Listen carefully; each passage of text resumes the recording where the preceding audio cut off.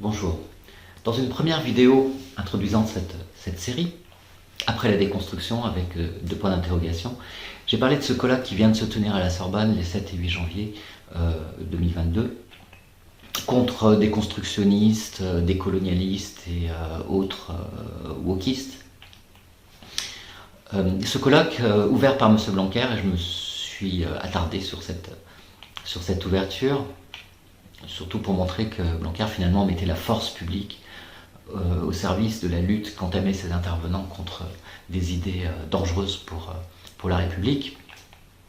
Ce qu'on a vu aussi, c'est que M. Blanquer, au bout du compte, demandait de la cohérence, on faisait une exigence de ce colloque, tout en étant lui-même dans l'incohérence totale en ce qui concerne les Lumières, se disant ami des Lumières, mais dès qu'on va un tout petit peu dans les textes, très rapidement on peut montrer que les Lumières dont parle M. Blanquer ne sont pas les Lumières, c'est-à-dire que son objet le dément. Voilà. Alors, c'est tout le problème, c'est qu'être cohérent avec soi-même, ça demande aussi d'être juste envers les autres. On ne peut pas distinguer ces deux exigences. On ne peut pas avoir un objet, qu'on l'aime ou qu'on l'attaque. Si on a un objet et qu'on commence par le déformer, par être injuste envers cet objet de pensée, de recherche, ou simplement cet autre avec lequel on parle, tout simplement. Si on commence à ne pas l'écouter, ne pas l'entendre, et à lui faire dire le contraire de ce qu'il dit, ça va être différent ensuite, quand on en parle, d'être cohérent avec soi-même. Et finalement, est-ce que c'est pas ça que nous dit la déconstruction? Est-ce que c'est pas ça que nous disait déjà Derrida, dans des formules qui sont, voilà, il faut être juste avec Freud, il faut être juste avec Foucault,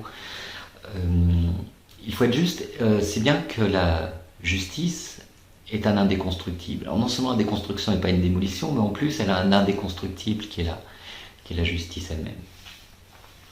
Alors déjà, il n'y a pas de doute que ce colloque est franchement injuste vis-à-vis de la déconstruction, ne serait-ce que quand l'un des organisateurs la présente comme un processus qui est finalement tourné vers lui-même, tourne tout seul, n'a pour finalité que lui-même, puisque justement, son horizon, c'est l'autre, et c'est d'être juste envers l'autre. La déconstruction, c'est concevoir, même quand on essaie d'être cohérent avec soi-même, finalement, il y a une sorte d'intrusion de l'autre qui fait qu'on va être obligé d'en tenir compte, qui va mettre au défi cette identité ou cette cohérence personnelle. Et il faut essayer de garder cette cohérence dans l'accueil de l'autre. Voilà.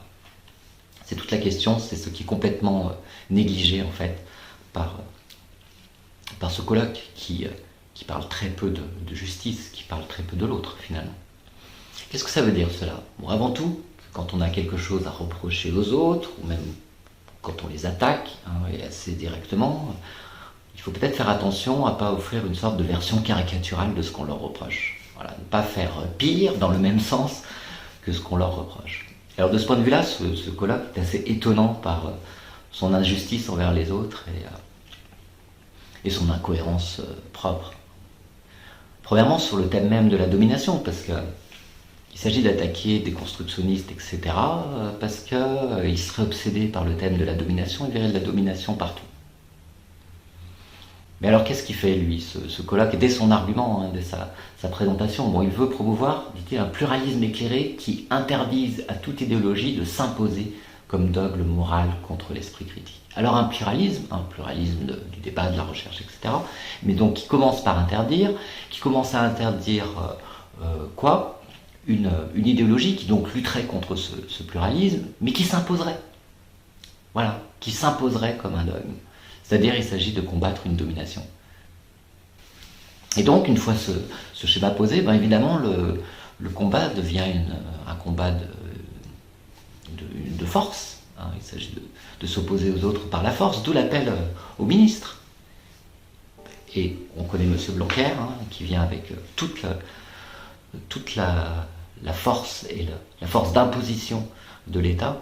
Donc ça ne dérange pas que ce ministre vienne introduire leurs travaux. Alors, On n'a pas fini de revenir sur cette contradiction-là, mais il y en a d'autres. Ce qui est reproché dès l'ouverture de M. Blanquer à ses pensées, il dit la Friend Theory, c'est comme un virus français qui est parti à l'étranger et qui est revenu sous une forme pire. Bon. Et il est parti aux États-Unis. Le problème, c'est ce qui vient d'ailleurs, de ce qui vient et en particulier des États-Unis. Or, qu'est-ce qui vient des États-Unis?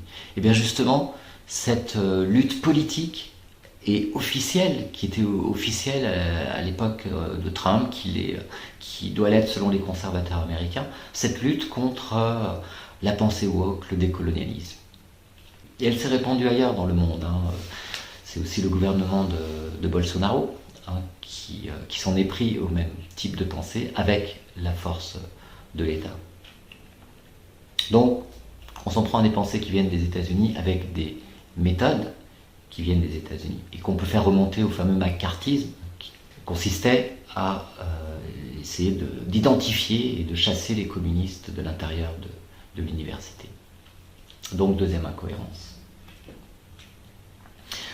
Il y en a évidemment une troisième, très liée aux deux premières, c'est d'accuser les autres, les adversaires, de confondre travail universitaire et militantisme. Il faut être neutre à l'université parce qu'on a des étudiants en face de soi, il ne faut pas chercher à les influencer. Donc si on fait du militantisme à l'université, eh bien on utilise sa position de pouvoir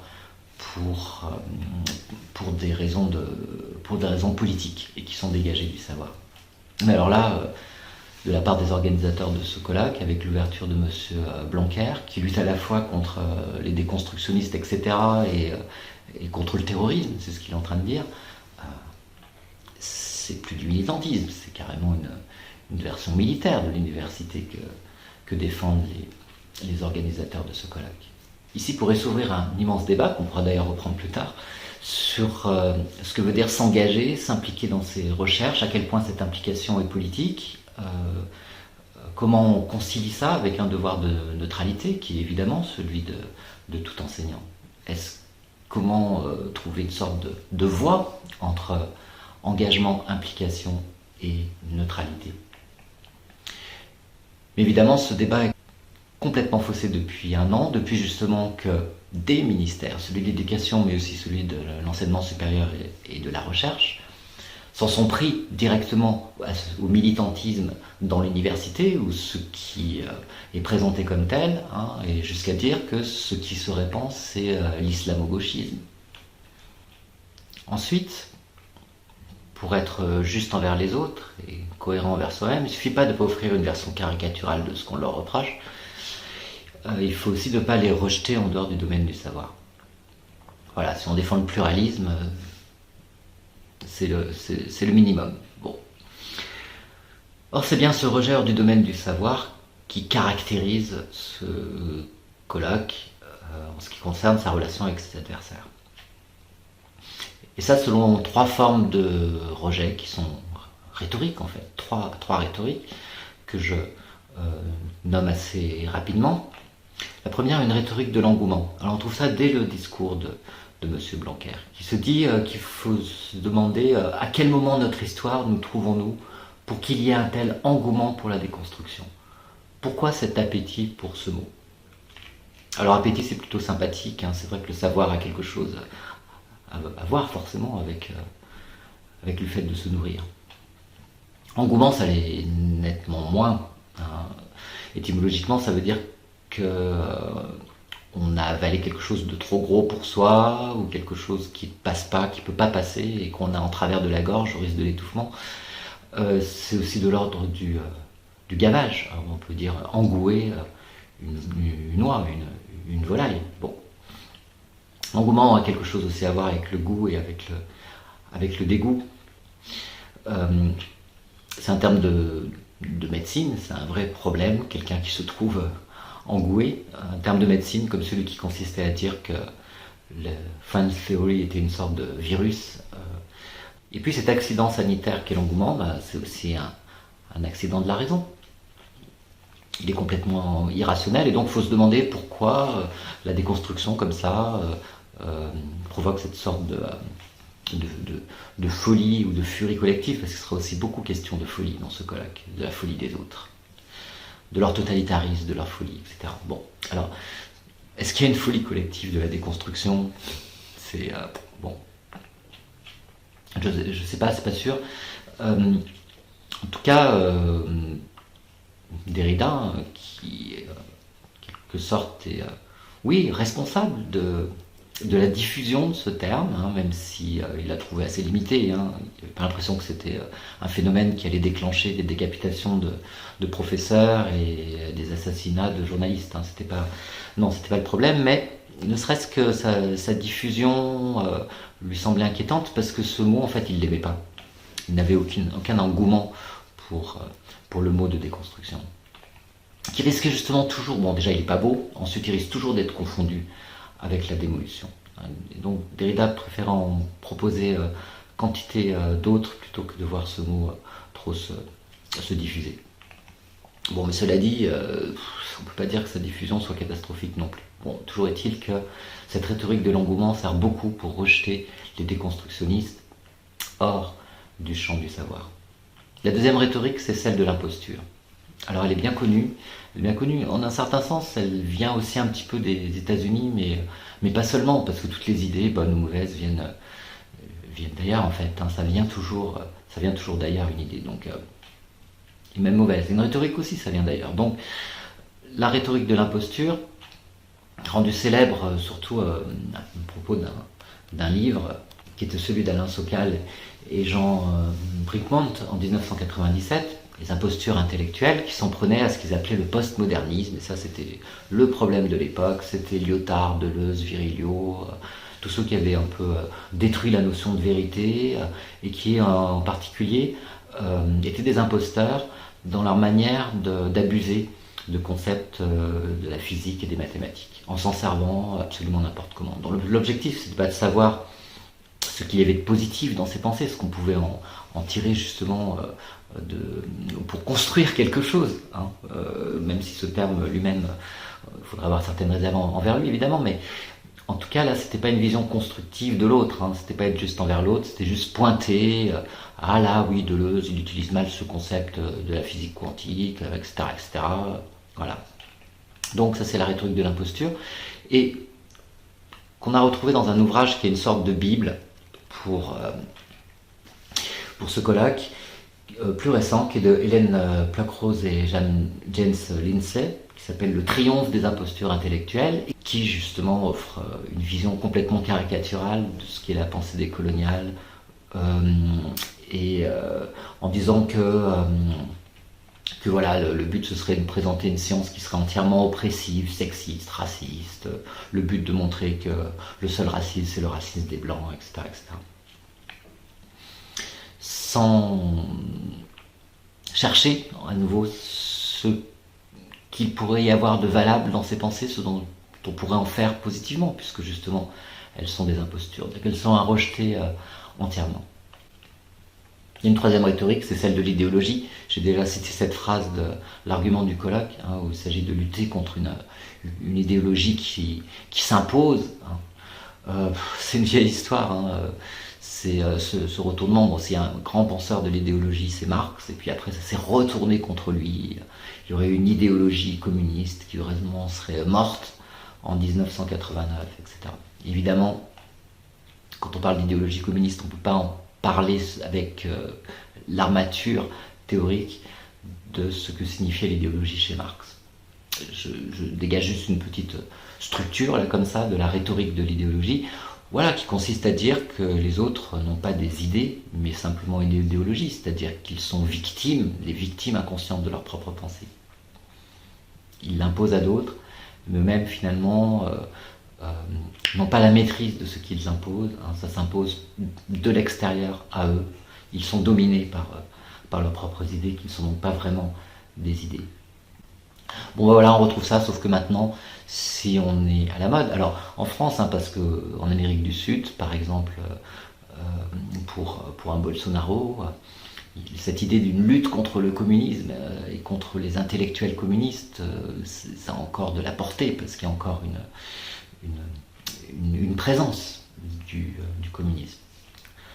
Mais en France, bon voilà, il faut mettre les choses à la page. Quand on met les choses à la page, eh bien, ce qui pourrit les intellectuels, l'idéologie qui pourrit tout, ça peut être le marxisme. Donc voilà, c'est déconstruction, décolonialisme et pensée woke. On pourrait alors répondre à cela en dénonçant l'engouement, l'imposture et l'idéologie de ses adversaires, des déconstructionnistes, etc. Leur retourner la balle en quelque sorte, c'est-à-dire les rejeter en dehors du domaine du savoir. Alors, je voudrais faire montrer que c'est possible et que c'est ni nécessaire ni habile, qu'être juste envers les autres, ça peut être procéder comme eux, justement. On peut leur offrir la caricature de ce qu'on leur reproche. Bon, alors, de l'engouement pour la pensée réactionnaire et anti-woke, etc., il y en a. Il y en a puisque ça fait maintenant plus d'1 an que le gouvernement, Madame Vidal, Monsieur Blanquer, jouent cette carte-là et finalement ça marche dans les sondages. Ça marche en France comme ça peut marcher pour les conservateurs américains ou dans un pays comme le Brésil. Ça fonctionne. Donc ça plaît, il y a de l'engouement pour ça. Bien. Cet engouement, on le retrouve avant le colloque dans le soutien de la presse de droite à cette manifestation. Elle l'a beaucoup annoncé, elle a contribué à son succès, avec des articles dans le Figaro, Le Point, et puis même après le colloque, de façon à lui donner de l'influence. Atlantico, le Causeur, bon voilà, toute une presse de droite qui vient soutenir cette démarche-là. La même que celle qui soutient toutes les attaques contre l'islamo-gauchisme, etc. Bon. Alors, oui, mais simplement, à l'inverse, on peut dire qu'une certaine presse de gauche, finalement, soutient la pensée décoloniale et la pensée woke, et que cette presse de gauche soutient aussi ceux qui s'en prennent à ce colloque. Donc, bon, voilà, on se retrouve dans une situation qui d'une certaine manière, de ce point de vue-là, est assez égale du point de vue de la presse, et donc qu'importe à la rigueur l'engouement qu'il y a pour ces pensées-là, pour ces pensées réactionnaires, voyons plutôt ce qu'elles nous disent. Deuxième chose, est-ce qu'on peut la présenter comme une imposture? Est-ce que les gens de ce colloque sont des imposteurs? Alors là aussi, il y aurait des arguments pour dire que oui. C'est organisé par le Collège de philosophie, qui est une association qu'on connaît très peu, sauf qu'elle a déjà joué son rôle pour soutenir l'anti-pensée 68 il y a quelque temps. Mais Collège de philosophie, ça ressemble quand même beaucoup à une institution qui a eu bien plus d'importance et de rayonnement international, et qui justement s'appelait le Collège international de philosophie. À tel point que quantité de gens se trompent et pensent que ce colloque aussi a été organisé par le Collège international de philosophie. Donc là, il y a une forme d'imposture. Imposture aussi au sens où il y a un co-organisateur, dont je n'ai pas encore parlé, qui est l'Observatoire sur le décolonialisme, qui est en fait une petite institution complètement dévouée à la lutte contre la pensée décoloniale, et qui a quand même pour adresse internet décolonialisme.fr. Voilà. Et quand on achète un nom de domaine comme ça en prenant précisément le nom de l'adversaire, évidemment ça crée des confusions, et ça ressemble beaucoup à de l'imposture. Alors après, cette imposture, on peut la voir aussi dans le choix des intervenants, et de ce point de vue-là, un article de Mediapart, bon ben voilà, la presse de gauche, oui voilà, a fait une sorte de description qui est assez intéressante. Bon ben voilà, il y a des universitaires, mais qui ne sont pas reconnus pour leurs remarquables écrits sur la déconstruction ni sur la décolonisation. Mais alors bon, voilà, ils ne sont pas reconnus. Mais ils le disent eux-mêmes, ils ne sont pas reconnus parce qu'ils sont exclus par cette idéologie qui s'impose. Donc on ne peut pas simplement là dire que ce sont des imposteurs. Et puis ils le disent dans leur colloque qu'ils voulaient d'autres universitaires, des universitaires qui auraient défendu les pensées décoloniales et la déconstruction. Mais que voilà, ces adversaires finalement n'ont pas voulu venir. Ils ne veulent pas débattre. Et puis il y a ceux aussi qui ont eu peur de venir débattre, parce que cette idéologie s'impose tellement qu'ils risquaient leur poste, ou que leur femme, qui était aussi leur collègue universitaire, risquait aussi son poste s'il s'adressait à ce colloque. Donc voilà, on comprend mieux, on peut comprendre la composition de ce colloque comme ça, pourquoi pas. Bon, alors, comme le dit justement Mediapart, il n'y a pas que des universitaires. Il y a aussi des gens influents qui s'exercent, qui en général parlent sur CNews ou Figaro Vox. Donc des essayistes comme Pascal Bruckner, Pierre-André Taguieff, un dessinateur comme Xavier Gors. Bon. Il y a aussi le fait que notre Mediapart, d'une certaine tendance à donner des titres à ces intervenants qui leur donnent un statut scientifique, alors qu'ils ne l'ont pas. Je cite l'article de Mediapart. Sami Biassoni, présenté comme philosophe, est un ancien trader en matières premières à la Société Générale, ancien candidat au municipal, LR, mais on ne lui connaît aucune publication scientifique. Pierre Valentin, également présenté comme philosophe, est en réalité journaliste en formation, salarié par Figaro Vox.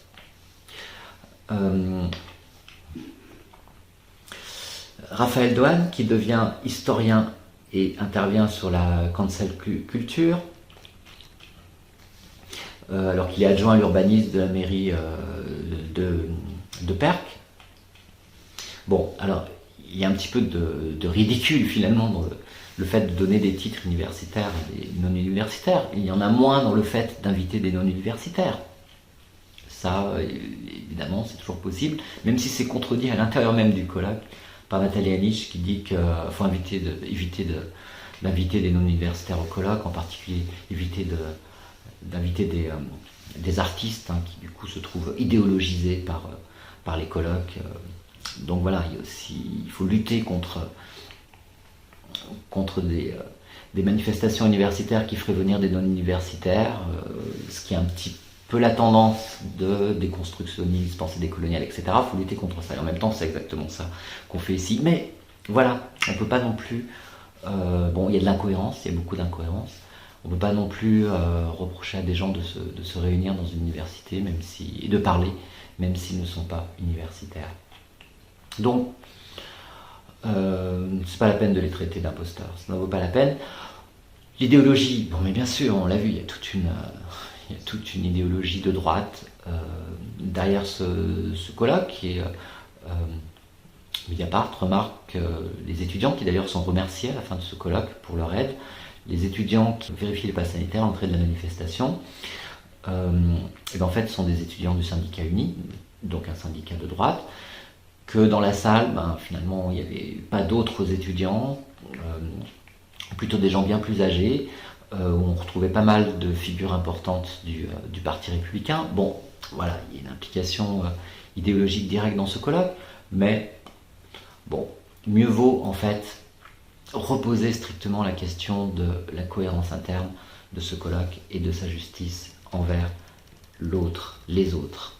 Alors ce qui est amusant, c'est que du point de vue de cette exigence scientifique ou de cette qualité scientifique du colloque, les organisateurs ont réussi une sorte de coup formidable. Ils se sont offerts une sorte de caution royale, qui est un petit peu du même ordre que le fait de donner des titres scientifiques farfelus à aux non-universitaires qui interviennent, au lieu tout simplement de les présenter comme des non-universitaires, ce qui serait aussi tout à fait possible. On voit cette sorte de peur de ne pas être au niveau. Mais alors là, ils ont vraiment dû être très contents, c'est d'avoir embarqué dans leur affaire ou dans leur stratégie un personnage important, Monsieur Thierry Coulon, président du Haut Conseil de l'évaluation de la recherche et de l'enseignement supérieur, l'HCERES.